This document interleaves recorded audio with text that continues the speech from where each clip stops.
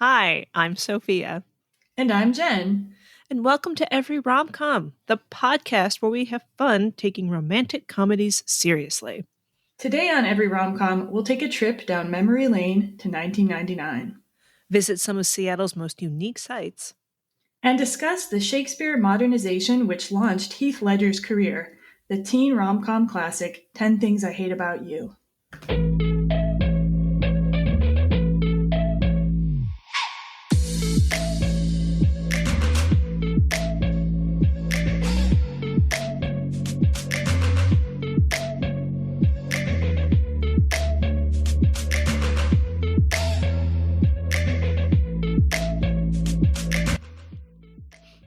Hey, Sophia. Hey, Jen.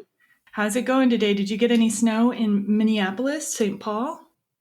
A couple days ago, but nothing new, so that's nice. Yeah, we are covered in snow here. Oh, that could be okay.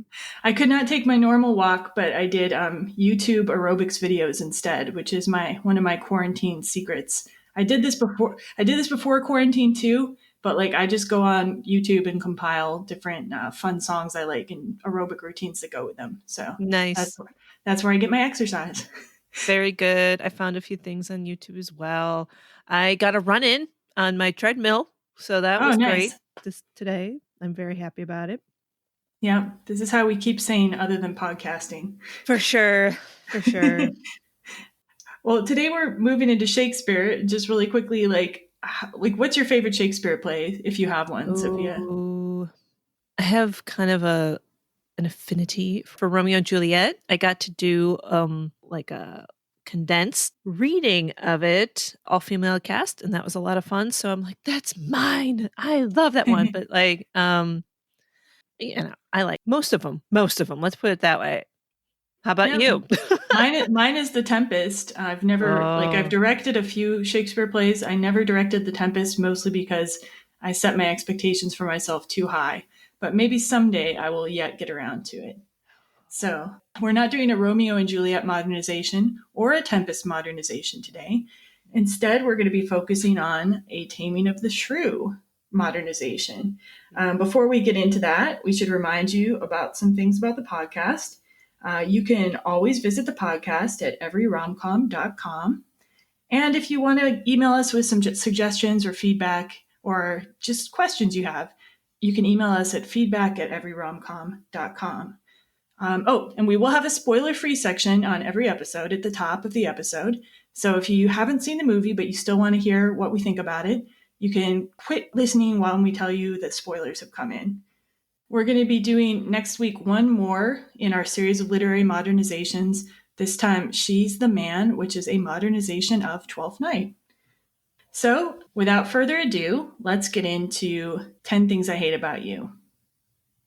Bianca Stratford is the most popular girl at Padua High. You're asking me out? I'm down. I've got the 411, and you are not going out and getting jiggy with some boy. I don't care how dope his ride is. Her sister, Kat, is something else entirely. People perceive you as somewhat tempestuous. Heinous witch is the term used most often. The only thing they have in common... I am the only girl in school who's not dating. Oh, no, you're not. Your sister doesn't date. ...is one simple rule. Okay, you can date. When she does. But she's a mutant. What if she never dates? And you'll never date. Oh, I like that. For Cameron... No one will go out with her. It's a problem. And what about him? I heard he ate a live duck once. So you two are gonna help me tame the wild beast? Absolutely. Touchstone Pictures presents a story for every guy who's ever tried. You never give up, do you? Was that a yes? No. Well, then was that a no? No. Every girl who's ever hoped. This is not good. And anyone who's ever been taken completely by surprise. She kissed me. Where? In the car. 10 Things I Hate About You. Love the trailer. Some of the movies we... Yeah. Oh, go ahead. No, that trailer voice. That, Yeah.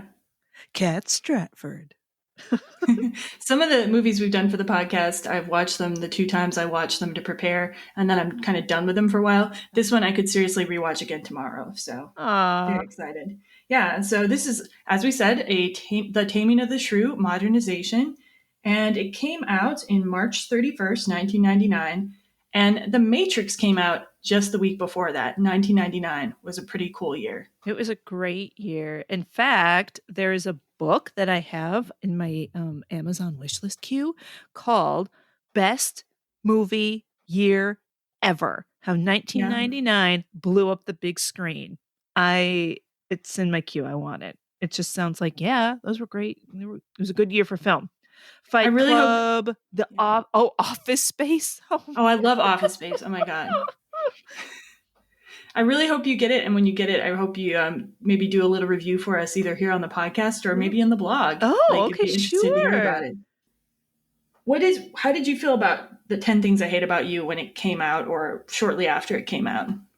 I liked it a lot. I had it on DVD and I lent it to a friend and who kept it forever. And so that's how much she liked it too. And you did you see it forever? She kept it forever. Terrible. That's okay. It happens. Yeah. Did you see it in the theater?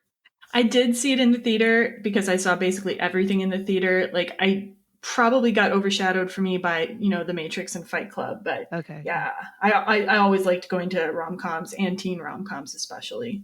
Yeah. And had you previously, before you saw 10 Things I Hate About You, seen or read The Taming of the Shrew? Because I hadn't. I had seen at some point in high school the Elizabeth Taylor Tim Burton version. Not Tim Burton. Tim Burton. I did it again. Richard. You know what? I want Tim Burton to make some kind of Shakespeare adaptation. That would be really awesome. Tim, if you're out there. I saw that. So you previously seen the Elizabeth Taylor Richard Burton one. Okay. Yeah. How do you feel it compares to The Taming of the Shrew as an experience? 10 Things I Hate About You? Yeah. Okay, well, it depends. Like the Elizabeth Taylor version, they make it out like a comedy. I got to see a performance of it, a stage performance of it when we lived in Brooklyn, and they did it, I guess, literally. Like, it was kind of brutal because Petruchio essentially abuses Catherine, and it was really like just very disturbing to watch. And I was like, this isn't funny at all. There's no romance here. This is terrible. It's so. But in general, would you rather watch 10 Things I Hate About You, or would you rather watch like any type of adaptation of The Taming of the Shrew? Totally 10 Things for crying out loud. I'm the same, even though I think it's an interesting play, and I've considered, directing it because it has a fair amount of either female roles or roles you can do gender neutral very easily. Like, even but I don't think I'd really want to watch it that much. So maybe it's a good reason not to direct it. Yeah. No. So how about, did 10 Things age well, in your opinion? Oh, without going too in depth, yeah, because we're going to cover that later. Sure. Okay, well, like compared to Clueless, where like that whole like teenagey scene didn't age well with me. I didn't even like it so much when it came out back in the day. This one was fun for me, I guess. I'm like, oh, that's funny. Oh, yeah, I remember that song. I still listen to that song. So, how about you?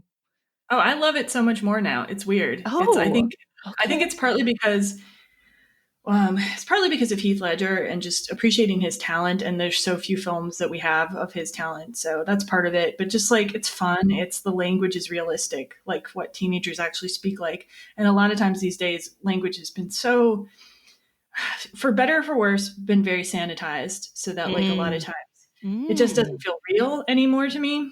It feels like it's just like Sesame Street version of high school movies. Really? Yeah. If nobody ever says anything offensive in a teen movie, it does not seem real to me, because people said a lot of offensive things to me personally when I was a teenager, and like it's just how people talk, and like I don't need things to be cleaned up for me. Do you have a modern a modern one? Because these are ancient, but like a recent one, a modern that reflects the sanitized sort of thing. Yeah. Like something like Love, Simon, which like I think it's really great to have LGBT representation. I think it's really great that gay youth can have a movie where everyone's happy and nice to gay people in general in the movie. But people were so accepting of the gay character in that movie that it seemed like false to me. Like to a certain, I want to actually do a whole episode at one point and contrast like Love, Simon with like Alex Strangelove, the Netflix movie, because I'm down. it kind of shows you one version of the coming out story is very like everything's a dream, and the other version is more like, yeah, that's more like what it would be like. Okay. Like, warts and all. I'm okay with warts and all. Like Heather's, I love that. That's my jam. So interesting. And 10 Things doesn't pull punches on that level either. I don't think it's like, yeah, people are saying terrible things to each other. Yeah, that's what teenagers do. Okay. At least that's what maybe teenagers are all perfect these days. I don't know. I doubt it. If adults are any indication, I doubt it. But okay, probably not. But maybe this can come up later as far, because I made a comment about like a lot of their, I guess, language toward each other was very jarring for me. I'm like, people don't talk that way anymore, and it's not acceptable anymore.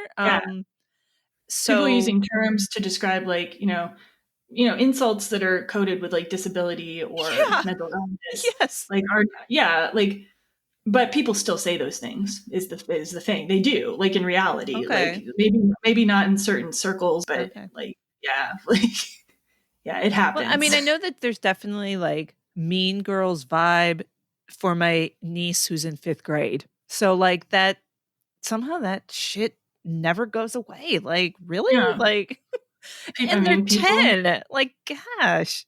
They're not even in their teens. Give them a chance. So anyway. Let's see. Would you recommend, even despite kind of the jarring language, is this a film you would recommend to someone at this time? Golly. I was thinking it'd be fun to watch this with my daughter. I'm like, no, I don't want to watch this now, but she's only 7. Would I recommend it to my 14-year-old niece? I don't know. It just might be dated for her. I don't know. Judging by the amount of YouTube fan videos I saw for this movie, like I think it's probably not. I think people still like this movie. Okay. Just when you go on YouTube and there's a ton of like shipper videos or fan videos for a movie, it's usually a good indication that it still has some pull. I mean, YouTube's not the most youth-oriented channel. Like I'm not on TikTok. I don't know, but like, yeah, I think it would still work. Okay. And it almost counts as retro now, Sophia. Okay. All right. I'd be like, hey, honey, do you want to watch this retro flick? My 14-year-old niece. I don't know. Yeah. I wonder what. So anyway, as we said, this is based on Taming of the Shrew, and let's talk a little bit about the plot. All righty. Okay. Here we go. So Kat and Bianca Stratford.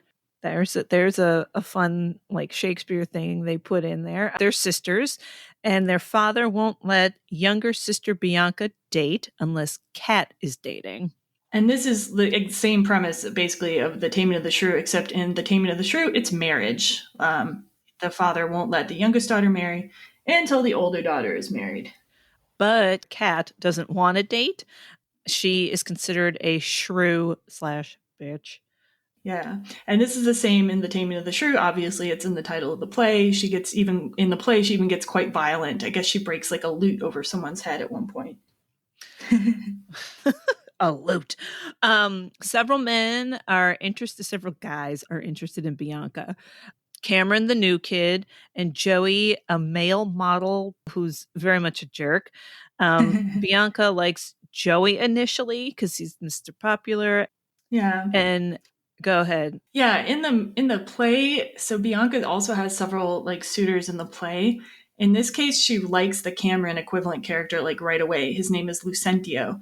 But her father's considering several offers because he's trying to get like the most money, the best match. So yeah. Oh, yay. Cameron's friend Michael comes up with a plan. They will convince Joey to pay someone to date Kat so Cameron can date Bianca. And it's a lot easier to follow when you watch the movie. Yeah. These Shakespeare plots get so convoluted, and this is even a simpler version of the Shakespeare plot. There's even more weird shit going on in there. Like, it's basically the same premise of the play where people are paying someone to, or not. They're not paying, or they just find a fortune hunter. That's right. They're not actually paying Petruchio to date Kat. They're just telling him, Kat has a lot of money. You should marry her. You're a fortune hunter. go for it. And they pick like this kind of like adventurous, wild kind of guy, which is the same in 10 Things. Yep. And so in 10 Things, they pick Patrick Verona. That's Heath Ledger. Because rumors about him that he's crazy and fearless. And, well, that's his reputation. That's how somehow he got that. There's like all weird rumors about him. Like he ate a live duck, as Yeah, it said he ate in a the live trailer. duck. He got his liver removed or something, and like all kinds of random things. Right. Okay. So let's see. The characters are quite different. Patrick and Petruchio. Petruchio is, as Sophia alluded to, Petruchio is basically abusing Katerina in The Taming of the Shrew. He's not letting her eat. He's not letting her sleep. He basically forces her into marriage by like telling her father she's consented when she hasn't. And like he eventually gets her to say all kinds of things like the moon is the sun, and until she's basically just, she'll do whatever. But Patrick is not like that, as we find out in the film. He's actually a really, really nice fella. And he actually kind of tries to win her over as opposed to like, yeah. I mean, because it's modern times. Like, if this was a movie where the guy like kidnapped the girl and didn't let her eat, it would not be a romantic comedy. Nope. So let's see. There've been a ton of Taming of the Shrew adaptations. I watched a little bit of the 1929 Mary Pickford, Douglas Fairbanks one. Kind of weird, to be honest. And you'd seen a couple of the others. Yeah. I got to see Kiss Me Kate on Broadway, the Cole Porter musical. I got to see, I watched the Elizabeth Taylor, Richard Burton version, and the 2009 TV adaptation. And then there's also a 2003 movie, which is loosely based on it, called Deliver Us from Eva. And fun fact, Gabrielle Union is the star in that version, and she also appears in a minor role in the 10 Things I Hate About You. So she's been in 2 versions. So 10 Things I Hate About You is directed by Gil Junger.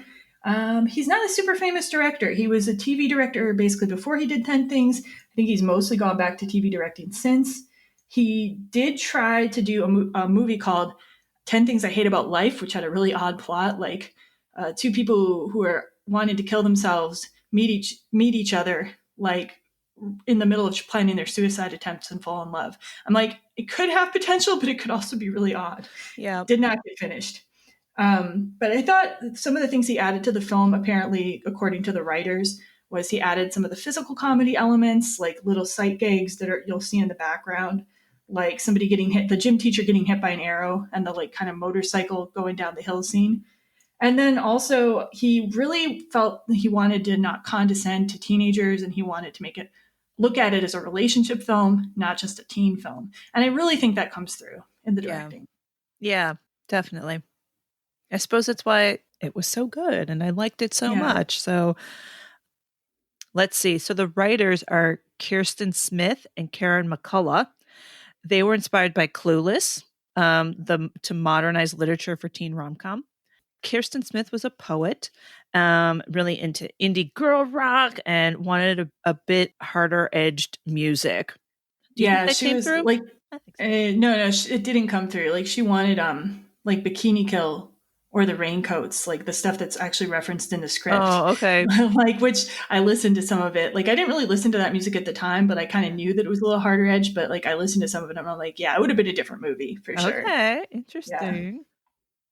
So Smith and McCullough wrote Legally Blonde, She's the Man, The House Bunny, Ella Enchanted, The Ugly Truth, and they did the 10 Things I Hate About You TV show. That's a lot of good stuff. Legally Blonde, hey? Yeah, and they're working, I guess, on Legally Blonde 3 right now, which I don't know. I don't know about that. Yeah, same. Don't know about that. But whatever. I feel like this is People a world like of like reboot, like, hey, that worked.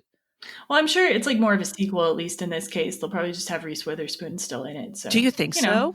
I bet. Like, how could you do it without her? I don't know. I don't know. Now I'm interested.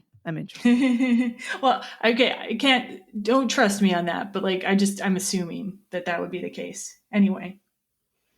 Okay, so yeah, this movie has a really great cast, but we are not going to try to talk about every single person in the cast. We're going to do some highlights of some of the people who got their breakout roles in this and people who went on to be big stars. Well, first is Julia Stiles. 10 Things was her breakout role. She was 17, I think we said. Yeah. And she said she really appreciated this character. And I remember hearing something she called her like just really feisty. And Julia Stiles said that she also argued with her own English teacher about Taming of the Shrew, which that's fantastic. And she did some other teen movies, teen romance, Down to You, Save the Last Dance, and The Prince and Me, which is one of my faves. Nice. And maybe we're going to feature that at some point. Yeah. She did the Shakespeare adaptation as a teen youth film was kind of hot right now. And she was also in that's based on Othello, and Hamlet. Yeah, I saw but I never saw the Hamlet. It was with like Ethan Hawke, but I didn't see it. So yeah, maybe someday. Same. Unfortunately. Oh, and she's in the Bourne Identity films, which we really enjoy in our house. You've never seen? What? No, I've just somehow not. I don't know. Do you, just off topic, do you like those espionage? Not chase really, them to up, be honest. you know? Not really. I've only seen one of the Mission Impossibles, and that was enough for me. It's just like, I don't know. I like older ones sometimes, like from the 60s or something, but like, yeah, it's not my jam. I hear you. I like them. I like that. Yeah. And recently she was the reporter in Hustlers. Now, you had seen Hustlers? Which I love. Yeah, I love Hustlers. I gotta watch that again at some point. Can you remind me? Tell me what that's about. Who's in it? So it's about a group of strippers who ended up like conning men out of money, and it stars Jennifer Lopez and Constance Wu. And it's like almost all women in the movie, and it's I believe a female director, if I'm not mistaken. So it's really good stuff. Okay, cool. And then the second breakout actor is Heath Ledger. And Heath Ledger, man, nobody needs to tell you how great he is, obviously. But he was born in Australia, and he'd only moved to the US in 1998 to pursue acting. So I believe that this may have been his first US feature. I believe it was in 1999. And he was the director, Gil Junger, like immediately recognized his star power. He said, you have to cast him. He is going to break out big. And he was right. And following 10 Things, he did parts in A Knight's Tale, and he had a role in The Patriot as Mel Gibson's son. He's been really good in everything he's in. I actually went and watched Brokeback Mountain yesterday because I couldn't resist, and my God, I was depressed for like 2 hours after watching it.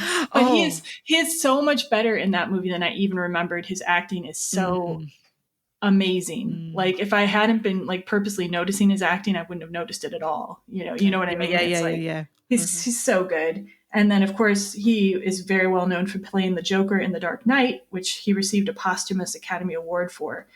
And sadly Heath Ledger died in January of 2008. He was only 28 years old, and it was from an accidental overdose of medication. Like he was taking medications he shouldn't have been taking together. And I guess he had been kind of sick on his last role in the Imaginarium of Dr. Parnassus.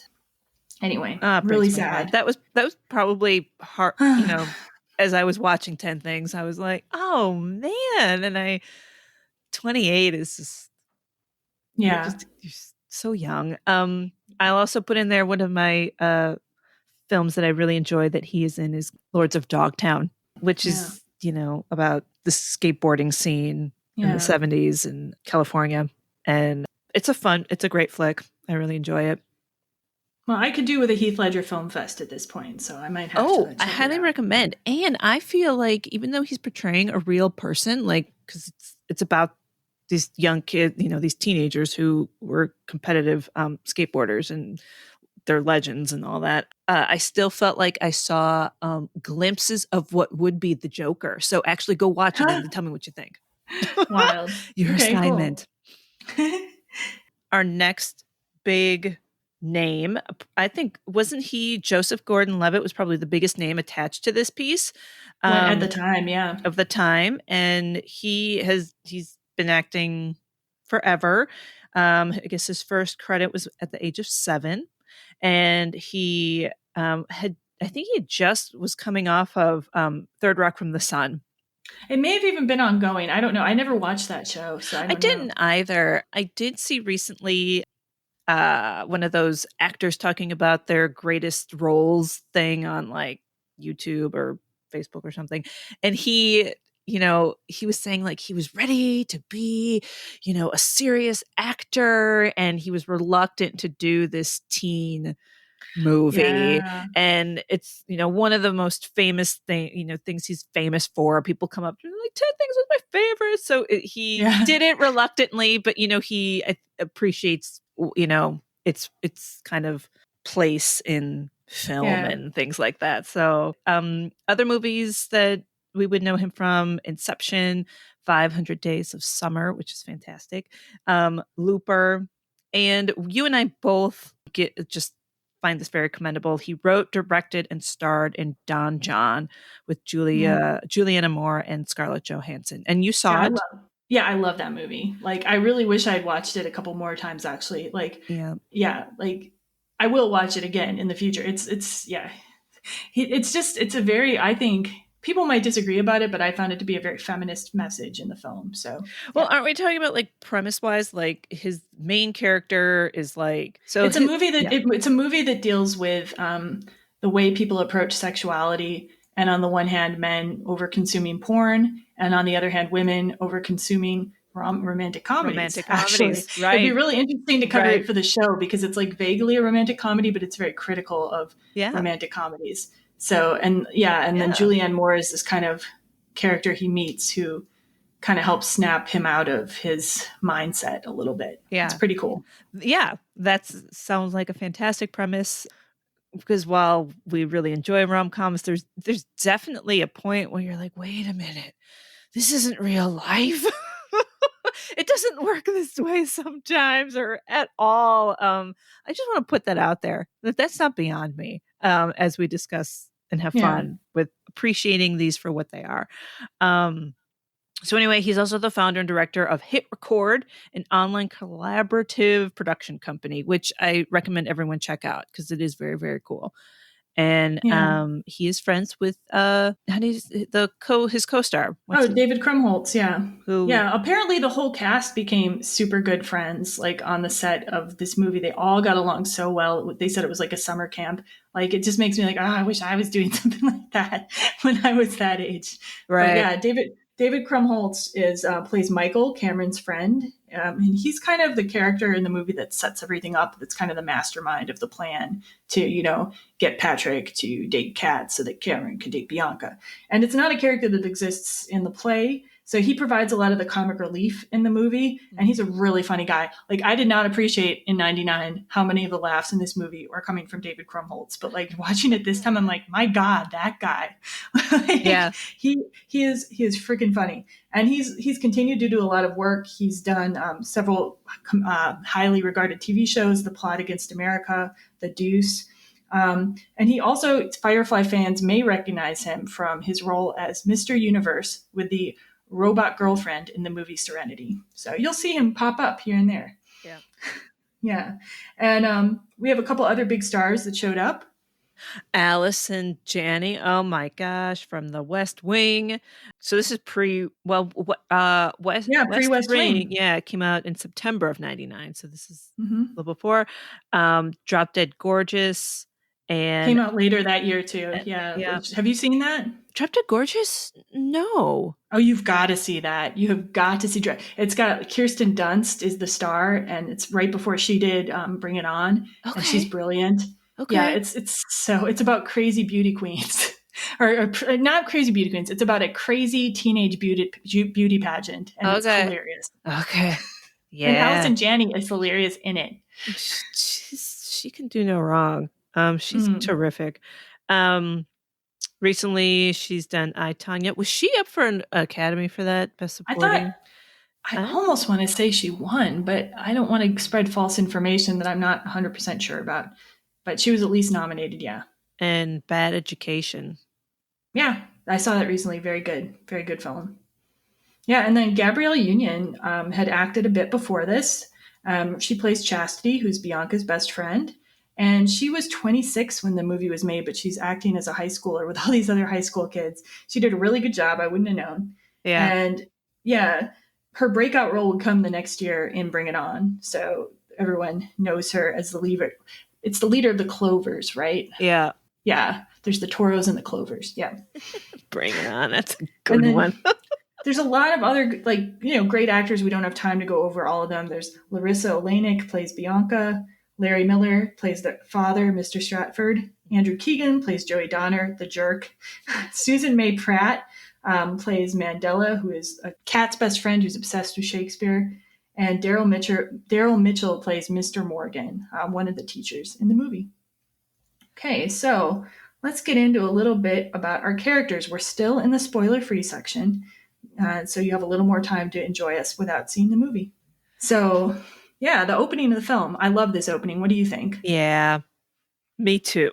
I do. I'm like, wow, that's Seattle. I've never been to Seattle, so I lived there for a brief period of time. But yeah, we'll talk about some sites later. But okay. I think it's masterful the way they introduce the characters so quickly. Yeah. Without you go ahead. Go ahead, you tell. Well, you hear, it's been 1 week by Bare Naked Ladies, which was like, I heard that song everywhere at the time. It's been 1 week since you looked at me. My husband said he never heard that song. Like, what are you talking about? Whoa. I guess he was too cool, but it was everywhere. It was. And eventually the song shows up in this car of girls who are kind of these like preppy, like cute looking girls. Originally, I thought it was Bianca in the car. I guess I wasn't looking close enough. It was just a random girl. And then next to them, ruining their music vibe, pulls up Kat in her vintagey car. Yeah. And she's playing Bad Reputation by Joan Jett. Yes. And they're kind of glaring at her for interrupting their Bare Naked Ladies, and she's glaring at them for playing the Bare Naked Ladies. It's a whole thing. But it's glaring. There's a whole lot of glaring. Everyone's got an attitude. I'm like, lighten up, it's just teenagers. A very energetic introduction, I think. And then very quickly they're cycling you through the rest of the characters. Cameron, the new kid's arriving at school. He's meeting Michael. They runs into Patrick on the way to the guidance counselor. It's a whole really seamless flow. Yeah. So in the movie, why do people see Kat as a shrew though in this movie? To me, it seems like she seems like a normal person to me. I know. I'm like, she's cool. I want to be like her. I didn't want to be like the cutesy girls, but actually one quibble I have with this movie is I feel like Kat's set up as the uncool girl and the shrew, but Seattle at that time, everything Kat likes is basically what Seattle was known for and what people thought Seattle was cool for. Right? Yeah, I agree. I wonder though, I mean, they do these panoramas and these, zoom in on their neighborhood. I'm like, wow, it is so pretty there. Well, it's actually in Tacoma, their neighborhood. But okay. And now tell me about that neighborhood. Was that where the grunge scene was happening? Or was that where the upper class was kind of happening? Of course not. Right. But you remember youth culture at the time though. I don't know. I don't have firsthand knowledge, but yeah, so why do people think she's a shrew? Basically her clothing. Yeah. She's wearing the camo, the dark colors. She tears down the poster for prom. That is obnoxious. Okay, that one, I'll give you that. She's definitely a shrew for doing that because somebody put hard work into that poster. I hear that. She's not like the normal girls because she's not into all the quote unquote normal stuff that, and she says that herself. She's like, I don't want to be what everyone expects me to be. Why should I do that? Why shouldn't I just be who I want to be? Yeah. And then she's a feminist. She's right. One of the only teen rom-com characters I can recall who actually at least of that era that goes around talking about the female authors like Simone de Beauvoir, Sylvia Plath, Charlotte Bronte. Those are not any of my favorite female authors, but I was very similarly outspoken in class. I would speak up about things not being feminist. I guess I wasn't considered cool, but I also didn't live in Seattle. Are you saying our hometown wasn't the coolest? Of 5,000 some people. Come on. Yeah. It has qualities like a lake. Qualities. Yeah, yes. It has qualities. But a grunge scene and a feminist scene were not among its qualities at the time. No, not at all. Yeah. No. Okay, so we've got Kat and then we've got Bianca. And how is Bianca shown to be different in the movie? I don't know about being different, but just as far as than Kat. Yeah, different than Kat. She is a popular girl and she's just very cute and Does she talk about her Prada bag or something? Oh yeah, there's a difference between like and love. Oh yeah. Like I love I like my Skechers, but I love my Prada backpack. Like that's an example of her conversation with her friend. Yeah. Woo. But yet Cameron falls in love with her. Right. Instantaneously. And says she's pure. And I'm like, what is that? What does he mean? Pure, like pure of heart, pure of beauty. I don't know. I'm like, okay. Yeah, and they do that thing that they do in some of those movies where they play the music as soon as he sees her. Oh. Like the you know how they slow down sometimes the walking even Yeah, and they play the yeah. music over the girl walking. Yeah, they do that thing, which they parody in Not Another Teen Movie in a very hilarious way. Oh, And, lovely. Anyway, I lost my train of thought on this. What was I going to say? Go But I ahead. do like what you've got next about Michael and Cameron's bromance. Oh Like yeah. just talking about how funny Michael is, the Michael character, and I was like, yeah, they've got they play off each other really well in their little, Yeah, David banter. Krumholtz and Joseph Gordon-Levitt are every time they're on screen together, it's gold. Every time they're on screen with Heath Ledger, it's gold. Yeah. Their banter is funny. Like, yeah, Michael's introduces Cameron to all the different cliques at the school and shows him what's what. It's a pretty funny scene too. And let's see. So Michael also masterminds the plan. Like he comes up with the idea of duping Joey because we need a rich guy who's stupid, and he finds Joey. Right. Well, we need a backer, somebody who's rich and stupid. Yeah, that was good. Yeah. And then like they go through this thing where they're going to select like a guy who's desperate enough to date Kat, which also to me seems absurd because whatever else Kat is, like however shrewish she is, she hasn't broken a lute over anyone's head. I guess she kicked a guy in the balls because Oh, he groped her. Yeah. but like she's pretty. Like for sure, right? But they don't even put a pair of glasses on her. Oh my gosh, I really hate that trope. Oh, Yeah. she's so nerdy looking. She's got some glasses on. Yes, good point. Yeah. But yeah, she's not either like Bianca with her little barrettes in her hair and her mother's pearls and the little sundress either. So she wears the pearls later to prom. Yeah, and the pearls belong to her mother, and their mother, Kat and Bianca's mother, has like absconded somewhere. They don't really go into where, but it's not a dead mother; it's a mother who left. Right. We have like all these literary. Oh man, these literary modernizations though are just rife with like missing moms. Like, right? Because I think because in the older days, women would die in childbirth a lot, and so maybe that's why it's more common in literature. I don't know.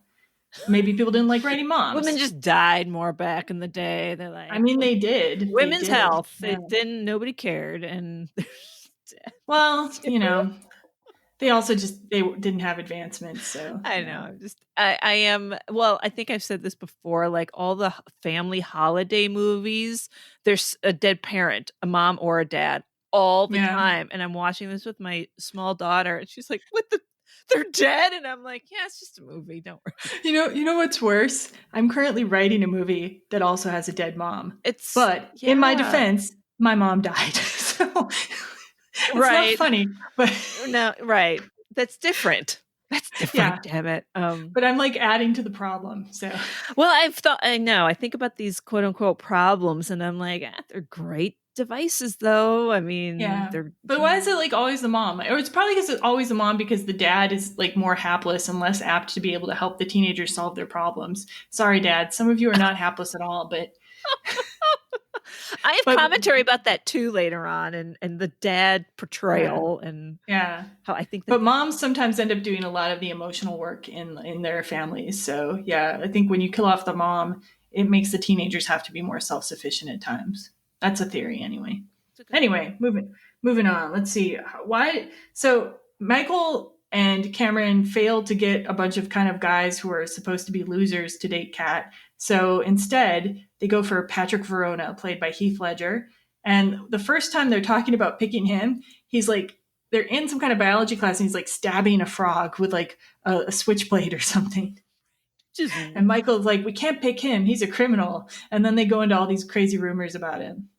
Yeah. Like, and he's playing with fire in that scene too. Oh, I forgot about that. He's like putting his hands through the flame. Yeah. And then he's got this like friend who's like Mohawk guy that never gets to talk. Okay, I have to appreciate that. Like Patrick has his, his one buddy, and Kat has her one friend, and there's, you find your people no matter where Yeah. you are. But like Mohawk guy never got to talk, so he's just like Mohawk guy to me now. Yeah, it's sad. totally. I think he looks way more dangerous than Patrick. No, Mohawk guy smiles a lot, man. He's a friendly guy. Okay. And keep in mind too, there's a classroom scene where like Kat and her teacher are arguing, and Mohawk guy's in the class, and Patrick's like coming in, says hi, leaves again. So right. Mohawk guy's serious about his education. Good job, Mohawk guy. And this is probably the most anybody's talked about Mohawk guy on a podcast about this movie. It's important. You put in a character. He has he did that actor, that guy, he made a life for that role. You know what I mean? Yeah. I want to find him. What was his motivation? So now we're going to enter into the section of the podcast where spoilers are allowed, so we'll be able to let loose a little bit more. If you have not seen 10 Things I Hate About You, it is currently streaming on Disney Plus. I unlike Splash, which apparently they altered parts of Splash, they have not altered 10 Things I Hate About You. Shut the front door. They altered things in Splash. They gave her more CGI hair to cover her butt because God forbid we see a naked butt for like 5 seconds. Oh man, I didn't know that. Yeah, I'm really sad because I love that movie from when I'm a kid, and Americans puritanical. Meh. Anyway, so yeah, let's see. So we're gonna start in our spoilers okay section. We're gonna go through a little bit of like what happens in the story, and we may digress here and there, and yeah, we'll just see how it goes. So Patrick accepts the job from Joey to date Kat. Like he's after a kind of a financial negotiation. And I think the end dollar amount to take Kat out ends up being like 50. I think they agree on. Yeah. I mean, I couldn't even believe it. He's like $20. I'm like, that's it. Yeah, that was like the first offer. Yeah. Whatever. Not even in 1999 was that enough. No, I know. Good God. So it ends up being $50. Yeah. And like at first he kind of completely fails to interest Kat. Like his intro to her is something like, "Hey girly," or something like that. But then he gets help from Cameron and Michael approach him, and they said they're going to get inside info, which they get by spying around in Kat's room, which is terrible. I know. Maybe. Yeah, they're like going through all her stuff with Bianca. Ridiculous.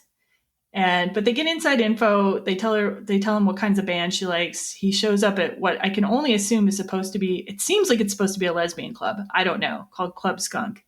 Because like everyone in there's a woman, basically. Yeah. Unless the movie's saying that only women like Letters to Cleo, the band that's playing. Right. Yeah. I wasn't sure what they were trying to do there.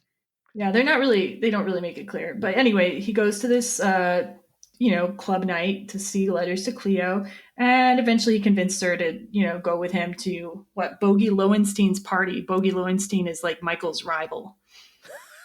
Yes. Yes. The golfing future NBA nerds got a kick out of that. It was funny back then. What is he? There's Nigel with the brie. Isn't that like a famous? I guess, yeah. That line didn't really appeal to me. So yeah, that line comes up like Bogey Lowenstein's trying to have just like a little get together for only MBAs, and Michael like releases flyers into the school about a raging party there's going to be at Bogey Lowenstein's house. Yeah, and then he's like, "There's Nigel with the brie," and they do the stereotypical party scene thing where everybody pours into the door so quickly that Bogey Lowenstein is overwhelmed. Yep. Like that, I've never been to a party like that in my life. Ever. I don't know. Maybe they exist. One of these days we have to get someone on this podcast who was like super popular in high school, and we have to like quiz them. I'll find out. Yeah, we have to I'll ask around. I'll do some investigating. So Bianca shows up at this party because Kat has agreed to go, and her dad like has no choice now but to let Bianca out. She's there to see Joey, but she kind of at the party realizes he's kind of a vain, kind of a loser because he just is obsessed with his male modeling. That's all he wants to talk about. Mm-hmm. And at the same time, Kat like is just kind of like, I don't know. She seems really distressed to be there, and she starts drinking. Yeah. Yeah. Well, because she, she's doesn't want her sister to get involved with Joey. It comes out later that, Kat had a one-night thing with Joey. Like, they were dating, and, that's part of the thing that Kat is talking about. She's like, everybody was doing it. And this is when Mom left, and I figured I'll do it too. And so, like, all these things are happening.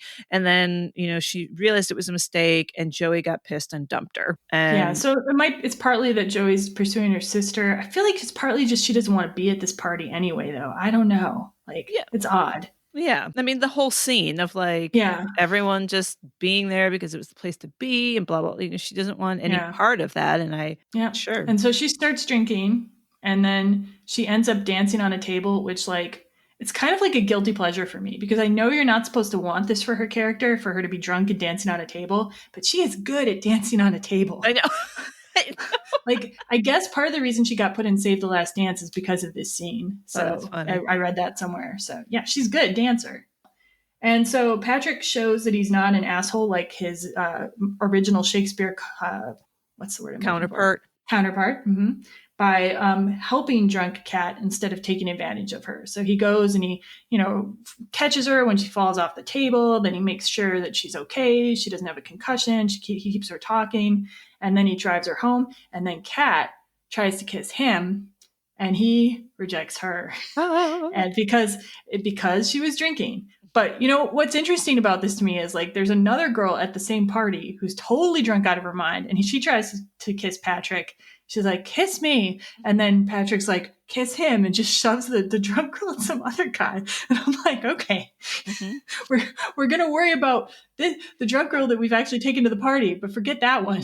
That's funny. I mean, it is a really funny moment in the movie, but like I just noticed, I'm like, huh. Yeah. Yeah.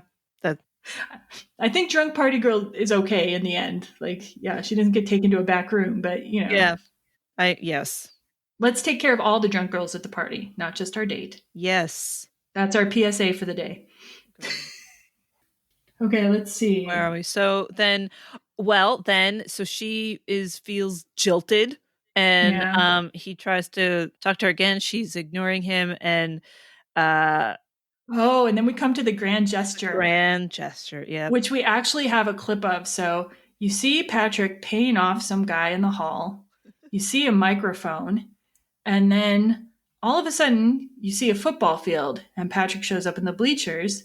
And down below, a cat is practicing soccer.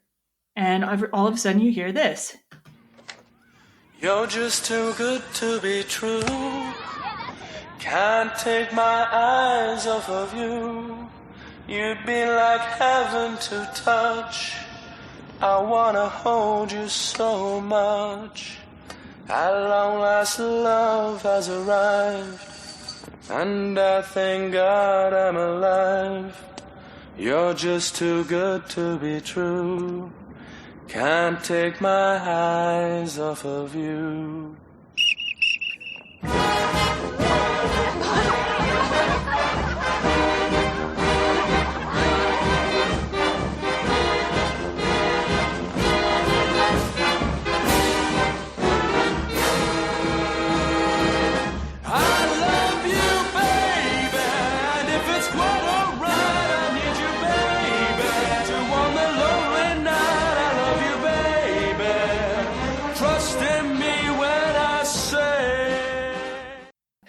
I did not appreciate the band when I was younger watching this. And then when I watched it again recently, I was like, yay, marching band.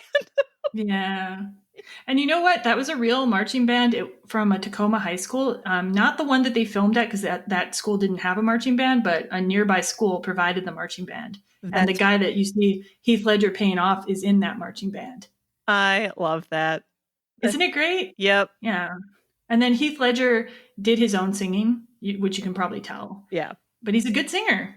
Yeah, not bad. Way to go. And apparently, oh, sorry, can I say one more thing? Yeah, Sorry. go ahead. Yeah. Apparently, he also suggested the song. There were some other choices for the song originally that weren't so good, including "I Touch Myself" by the Divinals, which seems really random. So it's a good thing that Heath Ledger suggested this song. I guess the Lauryn Hill cover of it had actually come out the year before, so that was really popular when that came out. Oh, I didn't. Gosh, I don't know that version at all. Oh yeah, good Miseducation of Lauryn Hill album, really good album altogether. Okay.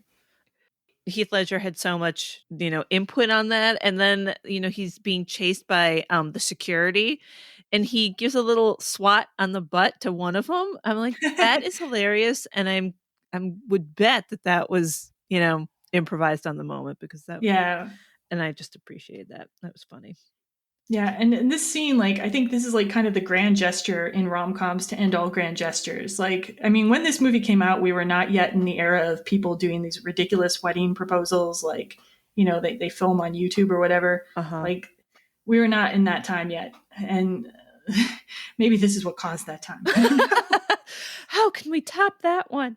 Thanks a lot, 10 Things. No, but it's really, when you watch it, it's quite heartwarming. And this does enough to win Kat over, like, as it would. Yeah, well, he gets put in detention, and she gets him out of detention. So we talk about how? Sure, she flashes her coach. Yeah, she says she's trying to explain a soccer move that they're going to use, and what's the move? What's the move? And she lifts up her shirt.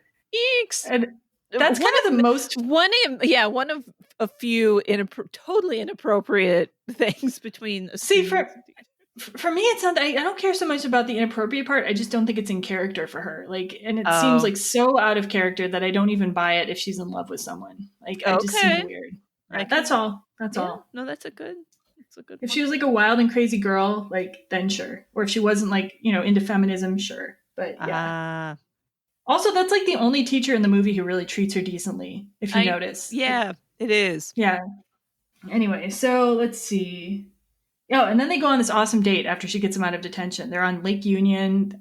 They're pedal boating. I don't know. And then they go to Gasworks Park in Seattle, which does not really have paintball, but in this movie it does. And they like have an awesome paintball game with like a song I really like. And it's a great date, I think. Yeah, I agree. And man, Heath Ledger looks really good when he's got like a little bit of paintball residue on him and he's wearing a tank top. I'm sorry. I was totally sleeping on how hot Heath Ledger was in 1999. I was too involved with Ewan McGregor in my mind at the time. And now I look back at it and I'm like, damn. I still don't think he's still not like. Not your thing? Yeah, not my thing. Okay, fair enough. Not like I'm not throwing up or anything. I'm just anyway. Yeah. So they're getting along fine. Patrick and Kat are getting along really great. And then he asks her to prom. And the reason he asks her to prom is that Joey has made him an offer too good to refuse. At first, he's trying to like say, I don't want your money anymore. I don't care. I just care about the girl, whatever. But then he offers him like $300, I think it is. Mm-hmm. Yeah. And that's too much. You can't pass it up. Yeah. So he asks her to prom and she's like, what's in it for you? Mm-hmm. And he's like, nothing. It's like, you should get therapy. And it's like, there he's basically gaslighting her. So that's kind of one of his bad moments in the movie. Yeah. Yeah, because he knows very well that there's something in it for him. And this is his chance to come clean. Yeah. I wonder, part of me wonders, like, did he take that money? Because, well, jumping ahead, I don't want to jump ahead to the end. You can jump ahead. Ahead. Well, he gets her the guitar. And and it dawned on me this time, like, from the money. That's what where he got it from. Like, was that his intention the whole time? Like, why don't you just take this? So. You don't think so? Okay. Just wondering. Think so. Well, there's an argument to be made for it if you think so. I don't know. But I mean, I realized later, like, that's how he got it for her. I think he takes the money for himself at the time. And then, like, only by losing Kat again does he kind of realize that, like, his priorities have been out of whack. Yeah, and that he did hurt someone. Anyway, let's see. To happier things. Well, to somewhat happier things. So they do end up going to prom anyway. Yeah. And I think it's partly because Bianca really wants to go to prom.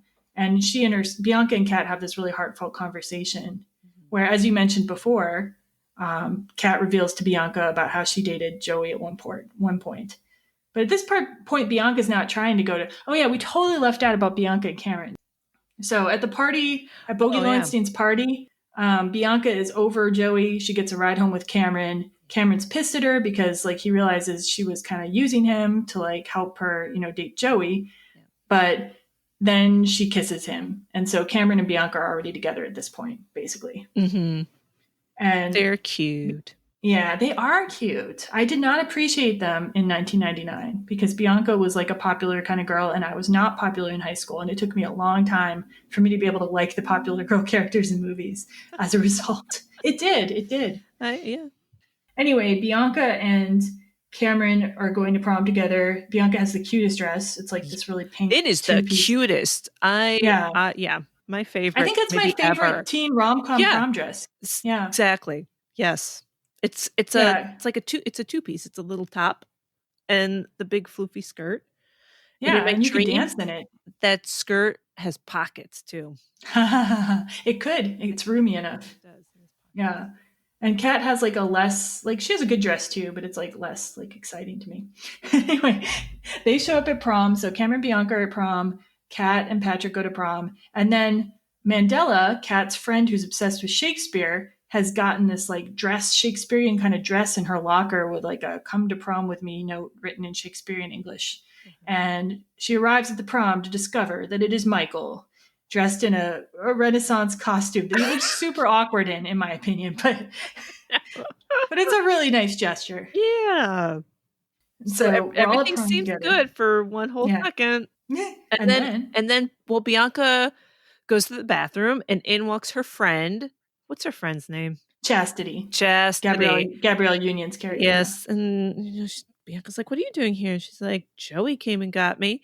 And reveals that the only reason he was going to take Bianca to prom was to nail her, as they like to say. And so off Bianca runs. And as that's happening, Joey has approached Cameron. No, isn't it Patrick? No, I think he approaches Doesn't he approach Patrick first?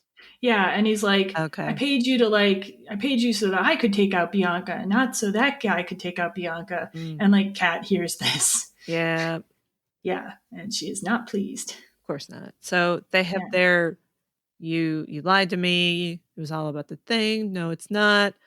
I care about you. And it's like too little too late, and she runs away. But in the meantime, now I can't remember. How does Joey and Cameron get into it? Well, Joey confronts Cameron too. Yeah. Okay. And then he it might have happened first even. Yeah. I don't remember. It's all kind of. But he's like, "Why are you here with her?" or something. I don't know. Your standard male fight thing. And then, or he calls her, I think he calls Bianca a bitch, and that's too much for Cameron. Cameron's like, "All right, now I've got to try to like punch you or something." But Cameron gets punched out. Mm-hmm. But then a pretty awesome touch. Yeah. Bianca comes in and she knocks one in Joey's face and she goes, what does she say? "That's for making my date bleed." Hits him again, says, "That's for my sister," and then knees him in the groin and says, "And that's for me." And he's down for the count. And you're like, "That's right, Bianca, way to go." And then she gets to dance with her date and be happy. Yay. Yeah. Happy time for her. And then the next day, Kat, I appreciate her dad at this point. Her dad is. Oh yeah. We've not talked at all about the dad and like his weirdo. We'll talk about him soon. I think we have a whole section we can talk about him. Oh my gosh, we sure do. Okay. He's super overprotective, yeah. And Kat's been wanting to go to Sarah Lawrence College the whole time is one of her things, and he doesn't want her to go because it's far. Yeah, kind of. Yeah. So she's sad, but he's like, I've paid the tuition. I've already sent the money in, and so she's really excited. Yeah, they have a moment where she realizes her dad's letting her go a little bit, letting her realizing she needs to have her own life, and she tells him how Bianca punched out Joey, and her dad's happy about that. Mm-hmm. And meanwhile, Bianca's off on a sailing date with Cameron. But like we still have Kat and Kat and Patrick are still not together again. And this comes together in one of the most famous scenes from the movie, which takes place at school. The teacher, Mr. Morgan, has assigned them to write a poem. I don't remember what the sonnet it was based on was, but she volunteers to read her poem, and Patrick's in class. He actually decided to stay in class today. Mm-hmm. And I have a clip of the poem so we can listen to it. I hate the way you talk to me and the way you cut your hair. I hate the way you drive my car. I hate it when you stare. I hate your big dumb combat boots and the way you read my mind. I hate you so much it makes me sick. It even makes me rhyme. I hate it. I hate the way you're always right. I hate it when you lie. I hate it when you make me laugh. Even worse when you make me cry. I hate it when you're not around and the fact that you didn't call. But mostly I hate the way I don't hate you. Not even close. Not even a little bit. Not even at all. That was one take. Did you see that trivia about the movie? One take they shot that in. Tell the truth. And crying wasn't in the script. She just cried. Aww. And the director started crying. And I guess some of the crew started crying. Yeah. Like one take for that. That's fantastic. I love that.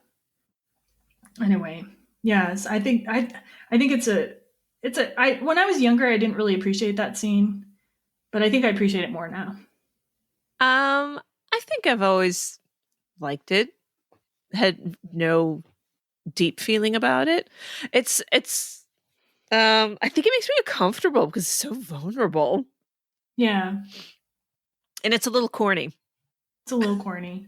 Well, I think when I was when I was younger, I thought like she's the strong feminist. Why does she have to be the one to cry and have all this emotion? But like, I think later in life, I've accepted that like part of your power, as a woman, is to be able to be vulnerable, is to be able to be truthful and show emotion. So I think I'm less judgmental of that now. Interesting. And knowing that it was the actor's choice makes it even more interesting to me too, actually, to cry. So yeah. So obviously he hears this poem and he is like, I gotta, go to her. But he's already probably gone to her because there's a guitar sitting in her car. Right. Right. That you alluded to that he had bought. Which, nice school where you don't have to worry about like somebody stealing a guitar out of an open window. Right? For sure. Anyway, he gives her the guitar. They make up. They kiss, and she's like, "Don't think every time like I'm mad at you, you can just buy me off." And he's like, "Well, there's always a drum and the bass, the amplifier." He like kisses her again, and like, yeah, they kiss, and then it really iconic film ending where they pan up to the roof of this really magnificent looking school that looks like a castle, and Letters to Cleo is playing music on the roof, and apparently that was terrifying for the band. Oh, really? Well, it's probably windy up there. I saw behind the scenes. Yeah, it was windy, and there's this just tiny guardrail, and like, yeah, I guess it was an expensive shot to do too. So they're like, you have to do really well. Yeah. But it's so iconic. Like, it's one of the best beginnings of a rom-com I've seen, and one of the best endings. Like, very energetic all the way through, in my opinion. What happened to Letters to Cleo? That's what I was thinking. I was never into them, so I have no idea. But like, I was never into any of the bands that were in this except a little bit Bare Naked Ladies, and I know like Semisonic's couple hits. But like, yeah, were you into them or any of the bands? No, we can skip ahead and talk about the music actually. Really sure. Quick. Why don't we do that? Also, the Sister Hazel song. What's it called? Winter. I'll Be Your Winter, something like that. It happens when like the girls are, it's like the day before prom, and Bianca's sad, and Kat's looking at her through the window, and Bianca's on the tire swing in a very little girl outfit and very little girl scene, and that song is playing over it. By Sister Hazel. I like that song. I would say that the songs in this film were on the radio a lot. I knew them, but I didn't know like albums and the whole band. I have a couple Bare Naked Ladies CDs still from my youth. But yeah, other than that, yeah. I really love, my favorite song on this one is Fascinating New Thing, but it's actually called FNT, which I'm like, really? You had to like abbreviate your song to be called FNT? Semisonic? It's like, come on. But I love that song. I was going to play a clip of it, but I don't want to like take up a lot of time. Just like look it up, on YouTube. It's a really catchy song. It's in the paintball scene. And I played that all the time. I put on a bunch of mixtapes when I was younger. I never had a Semisonic album. I just knew a lot of computer geeks at school who would like download songs for me. Off of, like, Pirate Bay or something. I don't know. That's hilarious. Yeah, that's what you did back then. Probably still now, actually. I didn't know anything about that. I was just taping off the radio. Oh, that too. Sure. Yeah, I did that as well. But so one interesting thing we should not fail to mention is that two of the bands actually appear in the movie. Letters to Cleo, as we mentioned, shows up at both Club Skunk, the maybe lesbian bar, we don't know, and then On the Roof later on. And they also show up at Prom, but at Prom you also have the band called Save Ferris. So it's a 90s throwback band, which is referencing an 80s throwback movie, like Ferris Bueller's Day Off. Yeah, wild. It's a double throwback. Yeah, I don't ever understand the band at Prom thing, though. I've never, like, why would you do that when you, like, DJs, you can play lots of different kinds of music for different kinds of people? I don't know. Maybe I'm crazy. I don't have a clue. Do proms have bands? I really just always thought it was a DJ. Some places, maybe. The one thing I have noticed, too, though, after watching this movie is, like, it's almost always romantic comedies where bands show up in the movie, like, and play a song. Huh. Like, you don't see that really much in a horror movie. You wouldn't see, you hear, of course, there's music on the soundtrack, but like you watch a horror movie, you watch like a regular comedy, you watch a drama, you're not seeing so much of that. So rom-coms are actually a really good showcase for bands, especially bands for teenagers, younger people. I'm just like, scrolling in my brain, like, let me think. I think you're right. I mean, I could be wrong. If listeners, if you can prove me wrong on this or have a contrary opinion, please let us know. Yeah, have some information. At feedback at everyromcom.com. Yeah, but yeah, that's one thing I noticed. I'm like, kind of a good showcase for bands. Okay, so another thing that we would be remiss not to mention is the Seattle locations. Mm-hmm. And I lived in Seattle for a very brief period. I lived in Seattle for 6 months, but I also lived in the Pacific Northwest for many years. So I had occasion to visit Seattle. This film was shot entirely on location in Seattle and Tacoma. And originally it was going to be set in LA or filmed in LA, but like then they're like, we don't really want to be compared to Clueless. And what sealed the deal for going to Seattle Tacoma was they found Stadium High School, which is the high school that you see in the movie. It's in Tacoma. And it was originally built as a luxury hotel in the 1800s. It is one of the most magnificent locations in any genre movie I've seen. Like, it looks like a castle. Yeah. Like, I'm like, why don't I go to in real life? There? No, I never actually. If I'd been thinking, I would have gone to visit it. But no, I've never actually visited it. I haven't visited most of the locations actually, but I know of them. For sure. But yeah, like this high school is just so cool. It's almost worth seeing the movie just for that. And in 2019, they had a 20th anniversary screening of 10 Things I Hate About You on the football field from the movie. Right? Fun. And also in Tacoma is the Stratford house. So yeah, it is a very expensive neighborhood. Yeah. And it was then, is now. Yeah. The opening of the film I have been to. So when they opened the film on the view of Seattle, the skyline, that's a place called Cary Park in the Queen Anne neighborhood. Queen Anne is also a pretty ritzy neighborhood, but my uncle and his husband used to live there. And so I've actually been right at that viewpoint. I've taken pictures from there. Lovely. Did you do the Space Needle? What's that? Did you do the Space Needle thing? Oh, have I been to the Space Needle? Mm-hmm. Yes, I've been. It's kind of a ripoff, actually, to go to the top of the Space Needle. I don't recommend it. It's cool to walk around by the Space Needle, but the best views you can get are if you go on the ferry. Oh, no, I can't remember the island. So there's a bunch of ferries in Seattle that you can take, and they take you to little nearby islands. Really good views from those and much cheaper. Okay. And you get to go to another place, too. And then also there's a water tower you used to be able to go up in on the Capitol Hill neighborhood. Okay. And you can see, if you go and climb up in that water tower, you can also get a good view for free. So, yeah. Insider info. I love that. Yeah, and the only other tip is that, like, if you are going to do the Space Needle, like, I guess they give you a free admission if you eat at their restaurant, which is not supposedly great, but, like, if you want to save a little money. That's fine. Anyway, so they don't really use, like, those typical locations as much, but they use, like, Lake Union pedal boats, which you can take. They go on that date where they go on a pedal boat. That's still a thing you can do. Really pretty lakes in Seattle, in addition to the Puget Sound. And then the Gasworks Park you can go to. There's no paintball. I did try to go there. Okay, when I lived in Seattle, I'm like, we should go like and play paintball at that park where you can do that. And then I was really disappointed to find out you couldn't. Aww. It's basically just it's like a nice green space, and they'll have festivals there and stuff. And there's like a children's play area, whatever, but like no paintball. And I never went to the Fremont Troll, but that's really easy to get to. It's under the Aurora Bridge. And interesting detail about this, the troll, it looks like a big troll under a bridge, and he's holding like a Volkswagen Beetle in his hand, like he's caught it from the bridge above. So it's a really cool piece of public art. It was commissioned and made in 1989. And that shows up. It's shown up in a couple other rom-coms too. And their prom is a combination of the Paramount Theater and the Century Ballroom. Okay. And there were a bunch of other stores too, but they've all like either relocated or closed since the movie, because it was a while ago. Yeah. Yeah. But anyway, yeah, Seattle. I love Seattle. This movie made me want to go back and visit so badly, although obviously it's not an optimal time to be visiting at the moment. But yeah, hopefully get back there. Any other Seattle questions or thoughts? Should we talk about the dad? The dad. Okay. So this has become, quote unquote, a problem for me, watching these teen movies from when I was a teen or a young adult to now that I'm a little bit older and I have a child. I see more of the parents.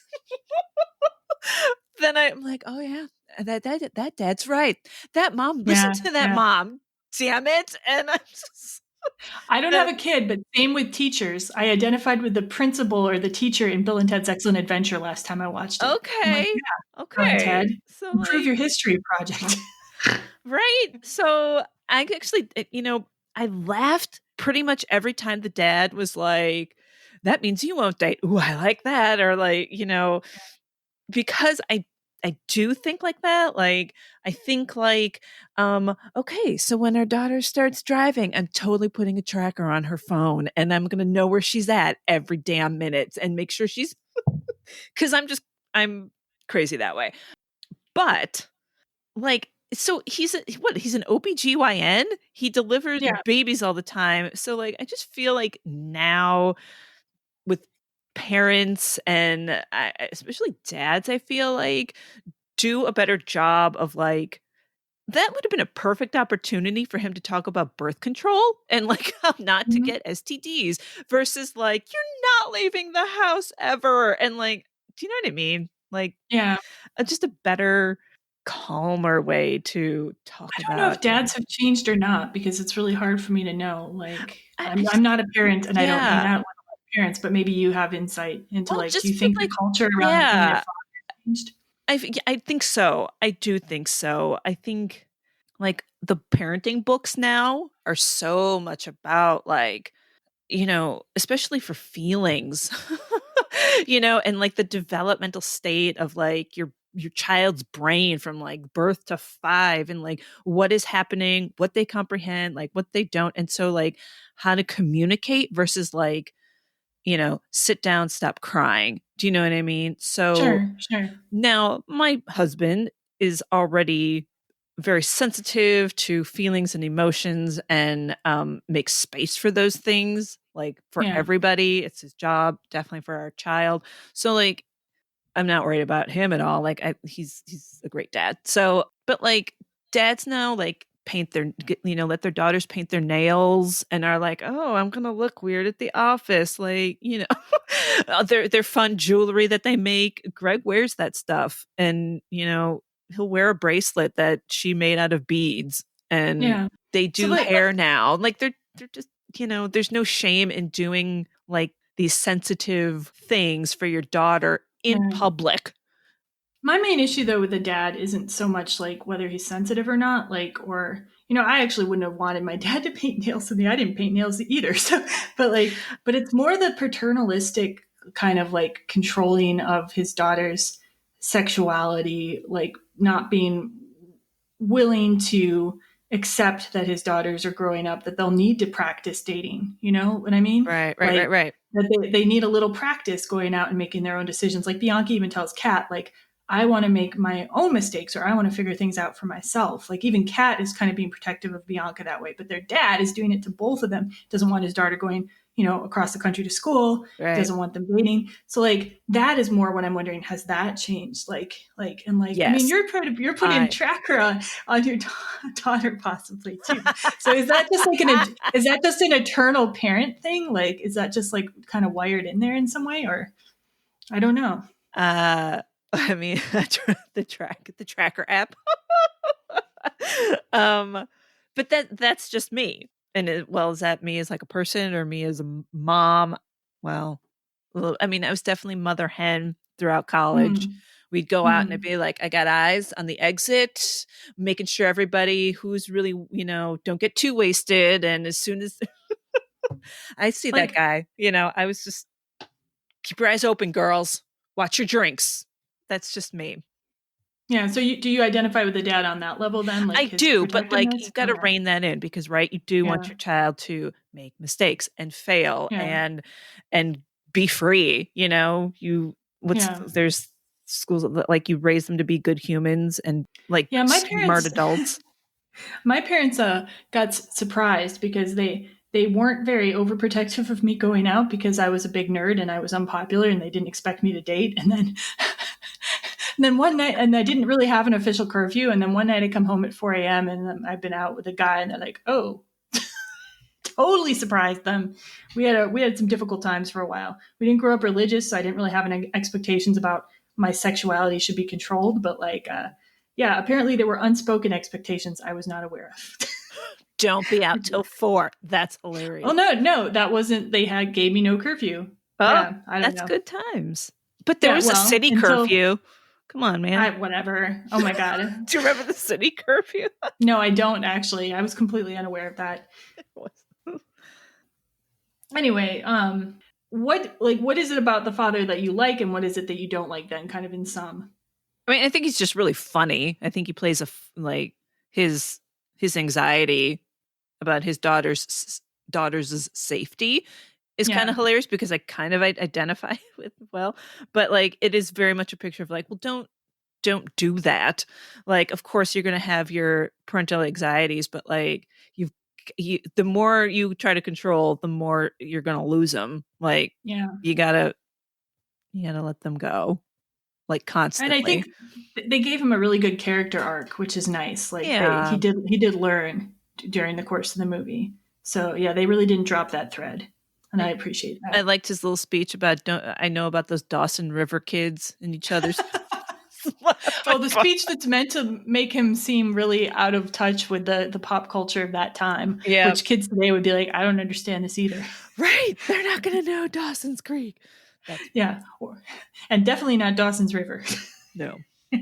That's funny. So do you want to say more about the dad before I go on my little mini rant? So Sophia thinks about the parent characters. I think about the teacher characters because I have worked as a teacher for a number of years. And not currently, but I was a teacher in Korea. And I took a master's degree in teaching. So when I see these teachers in these high school movies, it drives me crazy because most of them suck. Yeah. Like so far, out of the ones we've done that are high school rom-coms, only Mr. Hall and Ms. Geist did I like from Clueless. And even them, then they start getting romantically involved and they stop giving homework. And I'm like, come on, man. So this movie, like one thing I wanted to talk about was Mr. Morgan. And I'm going to play a clip really quick. Okay then, what did everyone think of The Sun Also Rises? I loved it. He's so romantic. Romantic? Hemingway? He was an abusive alcoholic misogynist who squandered half his life hanging around Picasso trying to nail his leftovers. As opposed to a bitter, self-righteous hag who has no friends? Pipe down, Chachi. I guess in this society, being male and an asshole makes you worthy of our time. What about Sylvia Plath, or Charlotte Bronte, or Simone de Beauvoir? What did I miss? The oppressive patriarchal values that dictate our education. Good. Hey! Mr. Morgan, is there any chance we could get Kat to take her Midol before she comes to class? Someday you're gonna get bitch slapped, and I'm not gonna do a thing to stop it. And Kat, I want to thank you for your point of view. I know how difficult it must be for you to overcome all those years of upper middle class suburban oppression. must be tough. But the next time you storm the PTA, crusading for better lunch meat or whatever it is you white girls complain about, ask them why they can't buy a book written by a black man. That's right, Mom. Don't even get me started on you two. No problem. Anything else? Yeah, go to the office. You're pissing me off. What? Mr. Morgan? Later. So yeah, this scene, on the one hand, it's good that in 1999, as early as 1999, they're making a point that, like, your concerns as a teen feminist with, like, an upper middle class background, like, you know, maybe they aren't as significant as some other people's struggles, like, you know, there's no black literature in our English class. However, it bothers me because even in the scene, you kind of notice what happens is that, like, Kat gets thrown out of class for making a feminist point, but you still got Joey Donner in the class, who was the first person who made it personal, who started talking about her, saying she needs to take her Midol, she's a hag, whatever. He's still there. Arguably the most privileged person in the class still's got his butt in the class, but Kat gets sent to the office, and that bothered me. Really awesome interaction would have been if, like, the teacher kind of used it as an educational moment without punishing her. I know it's a romantic comedy. I know it's just kind of meant to, like, be funny and, like, demonstrate that, like, Kat's a pain in the ass or whatever. But, like, honestly, she is making a good point. People do need to read more books by women. Ask, like, your average guy, like, who his favorite 10 female authors are. See if you can name 10. I'm not kidding. Very rarely do you find a guy who can make it to 10. Can I even make it to 10? I probably could. But I definitely can, because my mom was a feminist. I was raised feminist. I read her bookshelves. And, like, I considered a priority. I very much identify with Kat on that level, even if we don't have the same taste in literature. I would have been like, we need to read some Edith Wharton. Besides Ethan Frome. But like, I think it's really the short important. one. That's why they put it in there. It's the small. Exactly. But I think, like, it's very important to acknowledge, like, intersectionality. It's very important to acknowledge, like, that white feminism, like, however you want to define that, isn't the end all be all. But it's also very important to, like, remember that women actually are oppressed. Like, she's been groped in the lunchroom at her school. She's got people, you know, using pejoratives, her, like, sexist pejoratives against her. It's like, we have a long way to go. Women, the sexual assault rates for women, we don't even, most of you listening probably don't need us to go on about this, but, like, shit's still bad. Yeah. We haven't solved it yet. We just got our first, you know, woman in the executive branch, for God's sakes. Yeah. So that's my one, you know, quibble with that scene. And also, as a teacher, you don't insult your students. You don't call them Chachi. You don't, like, make little funny names. Like, you send them to the office or don't. Tell them what the consequences is. Like, I know I'm taking it too seriously, but this is, like, rampant. And then she gets sent to the guidance counselor, and the guidance counselor says she's known as a heinous bitch. Like, this is her, you know, like, contribution. Oh, we haven't even talked about the weird guidance counselor yet. Do you want to talk about her Alice and Janney's character? Miss Perky, who I don't know what she's doing there, like, because she insults all the kids and, like, just does not like them at all. She's there writing her trashy romance novel, very trashy in this case. Very trashy, and then in the opening credits, when Cameron is in her office, like, trying to get, you know, hey, I'm the new kid here, they have a shot of him, and in the background is a bookshelf. And being a romance reader, I'm like, those are all romance novels back there. They're a lot of focus, but it's her genre that she reads and writes about. Yeah, she really wants to be a romance novelist, but she's keeping this guidance counselor gig because it pays the bills, basically. So, like, except for her coach, Kat's coach, the teacher authority people of school seem to have zero interest in, like, nurturing these children. I mean, I'll say this for Mr. Morgan, though. He does have a somewhat realistic English class for a movie. Like, he is giving them assignments that one would consider reasonable in an English class for high schoolers. And when he reads the sonnet, you know, like, it's really good. It's, like, engaging. So he is an engaging teacher, but it's just, like, all these movies make all the teachers so unprofessional. And even her coach, Mr. Chapin, is, like, confiscating the weed and then the Cheetos, like, with the implication that he's going to go smoke it and eat the Cheetos. Right.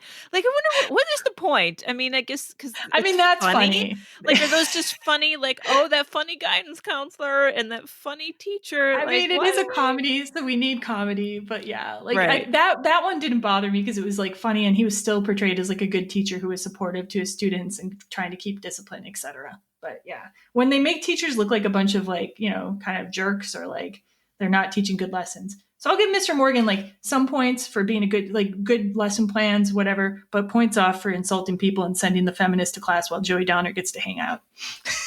Preach. Let me ask you, I want to find the film that portrays teachers like realistically, not like buffoons in rom-coms, and not like those specific like teachers that change the world films where it's that one that comes in and like, you know, yeah, blah blah. So where's that film? Is it in your film that you're writing? There's not a lot of teachers in the film that I'm writing, but yeah, okay. I actually do think the teacher in Bill and Ted's, as much as they show of him, is I like his demeanor and his dignity. Okay. So if you go back and watch Bill and Ted's Excellent Adventure, for that good teacher, he clearly cares. He cares about the students too. But there's probably other. Oh, I guess Dead Poet Society is kind of the magical teacher genre, and also a teacher wouldn't really behave like that. So. There you go. Okay. but he's still good. He's interesting. So yeah, I want people to write in. I'll think on it. I want people to write in and tell us, have you seen that film? Yeah. Where is it in this film with a good teacher representing teachers well. So let's see. We've talked about. Oh, I've got one. Sorry. October Sky. All right. With the Jake Gyllenhaal? Yep. Okay. There's cool. a I haven't seen it, so I'll check it out. You know, it's a small part, but she encourages Homer and that's nice. So there's one. There you go. So I think we've covered a lot of things, but we haven't talked about our favorite scenes yet. So let's just we'll do a couple of our favorite scenes. What do you got off the top of your head? I like the club scene. I like the prom scene because I don't know. Club skunk. I just because maybe I miss dancing. Yeah. I just want to go somewhere and like loud music that maybe make my ears bleed and just dance and have a good time. Like, and I don't know. I mean, she's there, especially at Club Skunk. She's with her friend. Yeah. And I'm like, that's what I did that once or twice. Go with my girlfriends and just dance. Right. And I also really like the moment that she comes out of the music store and she's got her album and what's his name? Patrick is leaning on her car or whatever. But like, I miss like music stores and I miss going and buying an album. So one of my favorite scenes is the paintball sequence. And I think it's mostly because like I love the Semisonic song FNT, Fascinating New Thing. And I just think it's a great date. Like they're going pedal boating, then they're going paintballing. They have such good chemistry in that scene, actually. And like, they make out at one point in the scene and it's so realistic. Like it's like a lot of teen movies won't have characters making out that much anymore because I don't know, it's like too sexy, but it's just the right amount, in my opinion. I love it. And another favorite of mine is anytime you get the Gordon Levitt, Krumholtz, Ledger scenes. Those three guys together, hilarious. Especially the one where they're going to this bar and they're telling Patrick what kind of guys Kat likes. And then Joseph Gordon-Levitt's character Cameron is like, but there's a problem. She likes pretty guys. And there's this pause and Heath Ledger's looking at them and he's like, are you saying I'm not a pretty guy? That's really funny. And they're like, oh, you're really pretty. You're so, we were just checking. And it's like, it's just the comedy in that scene is hilarious. Those three are so funny together. Any more favorites for you? Or? Oh, I like the bloopers at the end. The outtakes over the credits. Yeah, another movie. Is there a favorite blooper or just all of them together? All of them. Yeah, that's pretty. I like when movies do that. It's fun.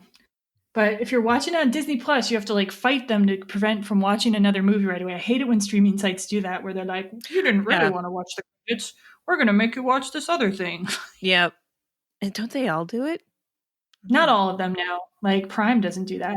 Yeah, Criterion doesn't do that. Okay, fine too. The ones that I have, Netflix, Hulu, Disney Plus, they do it. So yeah.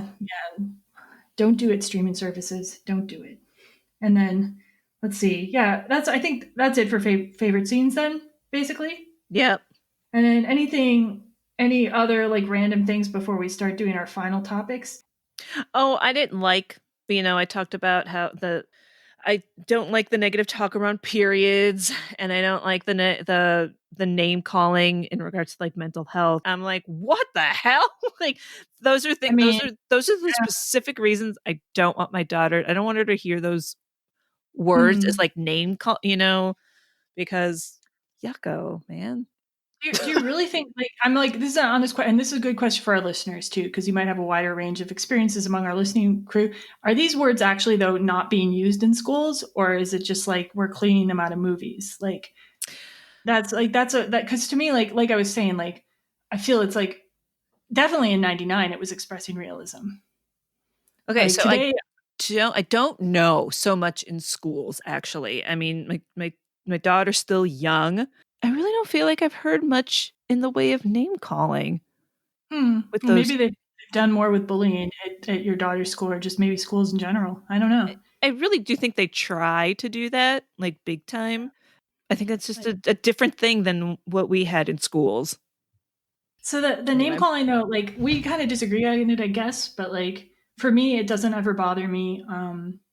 As long as you're not meant to sympathize with the people who are calling the names, like that matters a great deal.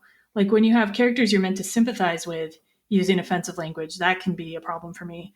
But if the characters that are using the offensive language are people you're not even supposed to like, then I'm like, yeah, whatever, because I got called all kinds of names, like starting in maybe the third grade, and that was my life. And it's actually soothing to me to see my reality reflected in a movie. And also I know that a lot of people with mental illness and mental illness organizations are very serious about not using crazy as a pejorative, but like as a person with a mental illness, it doesn't personally bother me. I know it does bother a lot of people. I don't know.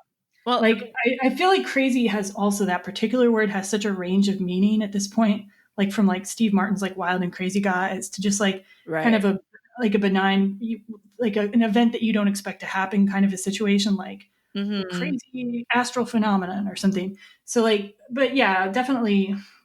I can say that for the word crazy, fine. But I didn't like, is she mental? And yeah. But the person who says all those words is Bianca, and we are supposed to like Bianca, aren't we? Not at first, I don't think.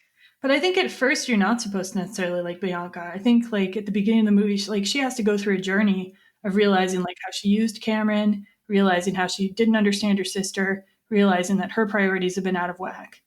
So like towards the end of the film, you don't see her using that language, and you see the sisters come together. Anyway, that's just a thought. It's cool to disagree on these things. I'm not like totally disagreeing. I'm just saying how it hit me this time. Yeah. So, one more PSA for this podcast. Black underwear does not mean somebody wants to have sex. In the movie, they're looking through Kat's stuff and they find a pair of black underwear, and it's like, that means she wants to have sex someday. That was ridiculous. It's like you have a female anatomy, yes. You know that females have a period, once a month or so. Like, that's a good color. Yeah. Anyway. So let's see, really quick, a couple of things that we do in every podcast. First, what do you think would happen to these main character romances? Like, do you think Kat and Patrick would have a future? No. Might go on for a while, but no, because she's going away to school. We have no idea what he wants to do. I concur. I think they're like, they'll stay together for the rest of high school and through the summer, and then maybe try to do it long distance, and probably won't work out. Okay, Bianca and Cameron. I don't know. What do you think? You go first. I think they'll make it through high school. I think the same thing will happen when they'll go to different colleges, and like it'll be kaput. That's the thing. If you go away to college, man, it's hard. That makes sense. What about you? For them, yeah. And then we've got Mandela and Michael, the couple that just kind of randomly got put together. I don't know. There you go. Because it just was like, what? They might be the ones to like go to the same college. Really? Okay. I don't know. I'm just trying to. I really have zero opinion on those two. But why not? I think she would still continue to be too obsessed with Shakespeare and not give in to Michael's almost irresistible charms. And after a few weeks or months, it would fizzle because he would get tired of wearing Renaissance shirts, ruffles and such, and and be velvet. like, "Gonna find another girl." Yeah. Oh, before we finish, we also should talk about the 10 Things I Hate About You show briefly, if you have any thoughts on it, or how many episodes you watched, or how it's the same or different, whatever you want to say. Same dad, actor is the same. This time they have the mom has died, not left. It's also a few years later. I think it was like 2003. Did I say 2004, something like that? So even from 99 to 2004, like, is vernacular the right word? Changes and stuff like that. The Patrick character hasn't said much in 3 episodes and has really shown to like not have any substance. He's hot and that's like it. So I'm wondering thus far, and he's pretty much an asshole so far as well. Like he's always got a different girl around, and it's really wondering why Kat has any interest other than he's got great abs. So I'm like, that's weird. So I don't know that I care enough to find out if he gets better, but it's kind of interesting just to, from the movie to then. And because we didn't really talk about it much, but Patrick in the movie, like you learn a few layers about him, that like he was taking care of his sick grandfather in Milwaukee, Wisconsin. Yes. And that's why he was gone for a year. Like those rumors weren't true.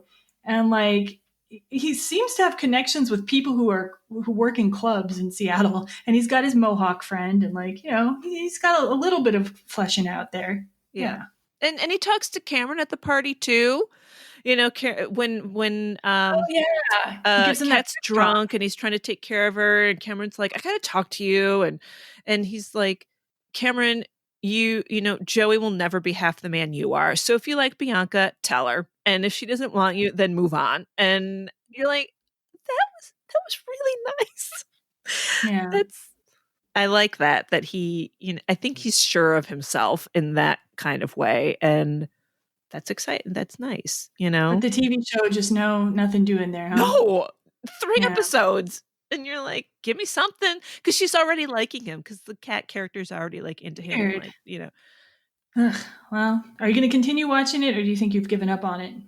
I don't know. It's a nice half hour. It's good for like when I'm, doing a run on the treadmill. So right, I might, because it's harmless. I'm not like so invested in it, Yeah. So we'll see. So let's do our last thing that we do in each episode, which is what would we recommend as a double feature? And like, I'll do one, you'll do one, and we'll see what we might agree on some, we might not. So my first double feature is kind of an odd choice, maybe, but like, it's another movie that's set in Seattle, and it was made in '96.